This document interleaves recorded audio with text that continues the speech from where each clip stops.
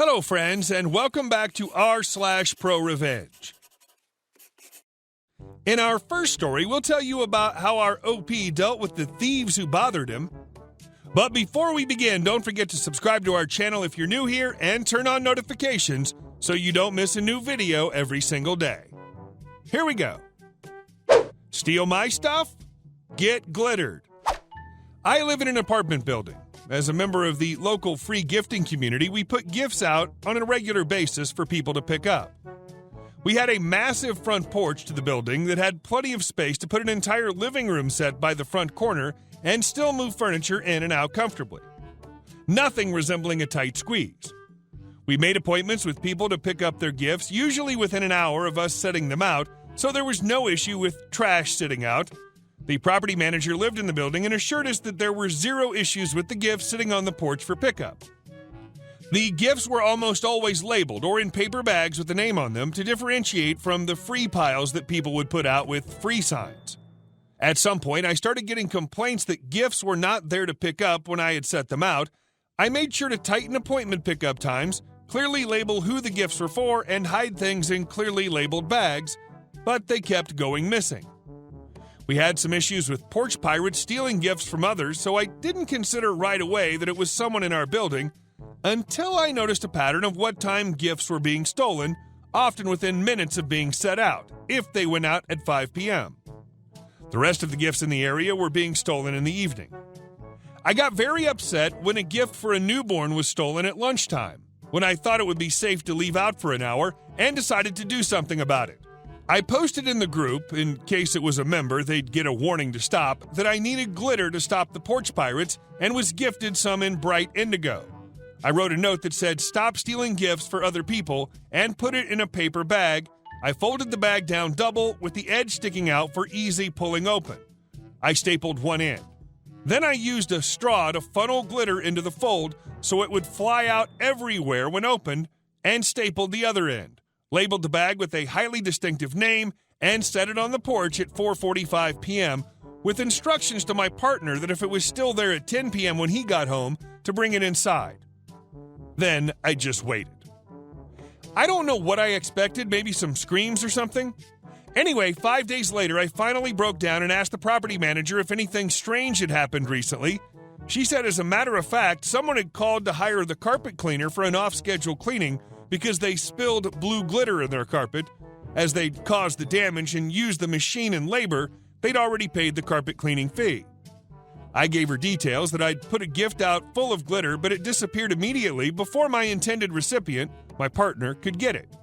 Because the glitter had been a consequence of them stealing from their neighbors, and there's no way to get all the glitter out of the carpet, they were charged for the damages of a full carpet replacement when they left. And best yet, because theft is a violation of community agreements, their lease was terminated, so they were forced to move with 20 days' notice. All the thefts in the area stopped. We're still not sure if it was someone in the group that saw gifts and wanted them, or they were just driving around picking up random things off people's porches. And our next story.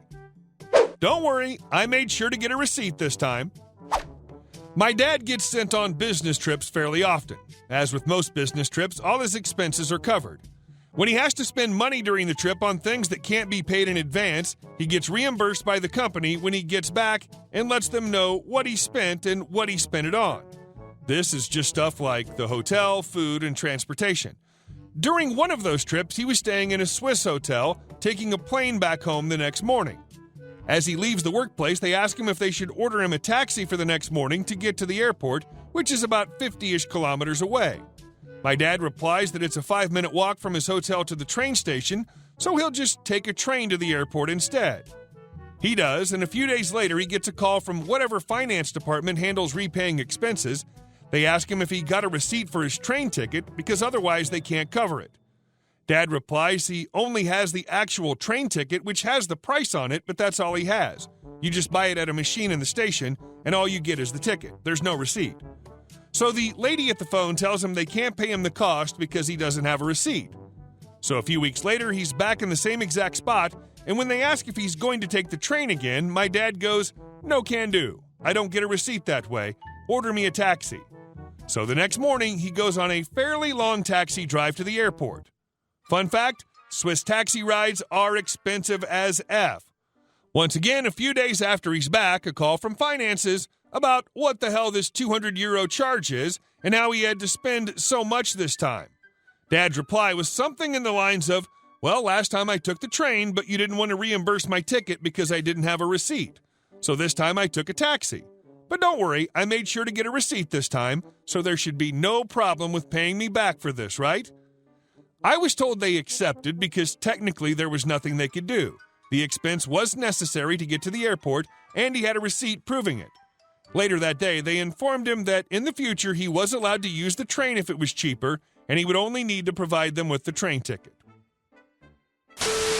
And our last story. I destroyed his business. Nearly 20 years ago, I was a brewer at a brew pub. The owner was a complete lunatic and an utter a-hole. Before I was hired, he had already purchased the brewery equipment used from a closed microbrewery. Problem is, it was literally 4 times larger than it needed to be for the size of the place, and to top it off, he was selling Big 3 beers too. And it was a Pugsley system. Brewers will know. But I made it work, even got the stupid ringwald yeast to behave, but I only need to brew about 3 or 4 times a month.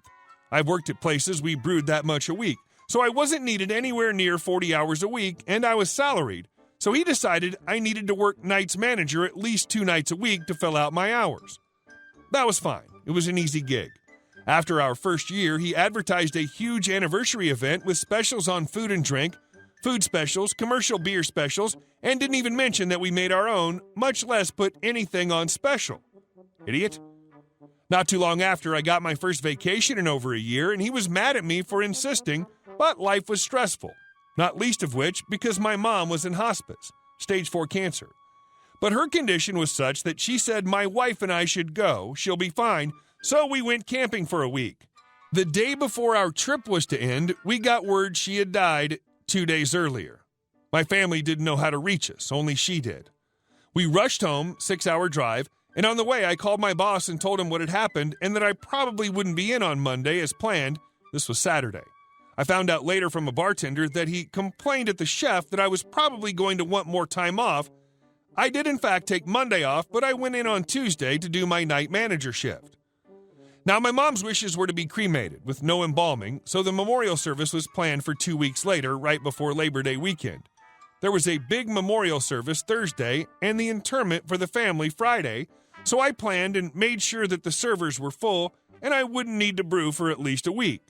That Wednesday, the boss comes in and tells me he wants me to work night shift on Thursday and Friday. Normally, I did Tuesday and Wednesday nights to make up for the time I'd taken off to help my dad out. He wasn't handling it well. He wanted me to come in after my mom's funeral. I flatly refused, at which point he said, fine, but I'd have to work a double shift on Saturday then. I nearly lost it. I walked away, and after I cooled off, I went back and told him I was no longer going to do the manager shifts, and that I wanted to switch to hourly for brewery work only. He was angry, but stuck. He needed me in the brewery. Things started calming down, but after a few weeks, I noticed my paychecks were far less than I anticipated. I hadn't been tracking my clock in, clock out very closely because prior to this, I only clocked in and out, so I was logged in to do manager functions. But I happened to have a couple of slips in my wallet, and because I still had manager access, discovered he'd been altering my hours, eventually cheating me out of around 20 hours in just 6 weeks. That's when I hatched my plan. I was done with this a-hole. Remember that ringwood yeast? Well, in a brewery, you harvest yeast from a fermenting batch to use to brew a later one. And since we were slow, it often had to be stored for a while before it got used, but you had to use it within 30 days. 21 is better, or it goes sour and starts dying. Normally, I would take other steps to ensure it stayed clean and healthy, but not on the last batch I harvested. It just went into the cold room and stayed there.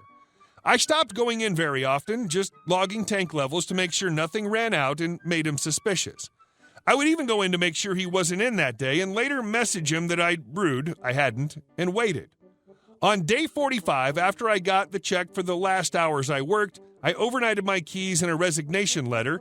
He called me the next day screaming. I told him I knew what he'd done and I wouldn't be back. I don't know what he looked like when he went into the brewery cellar and discovered that he had empty fermenters, nearly empty serving tanks, dead yeast, and almost no grain. Pity, really. After that, he tried to hire my former assistant, who was working at another brew pub by then because the a-hole had forced me to fire him to save money. He laughed at him. He then apparently got the underage son of one of the brewers at a nearby brew pub, which he had originally been a part of, to brew for him, but had to fire him because the kid kept getting caught drunk down in the cellar. So he tried doing it, and I heard they stopped brewing entirely eventually. About a year after I left, he folded. Staff showed up one morning to padlock doors. Drove through there a few years back. Not only gone, but the building was torn down. I felt like stopping to sow the ground with salt, but I was in a hurry. Hey guys, thank you all for watching the video. I'll see you in the next one.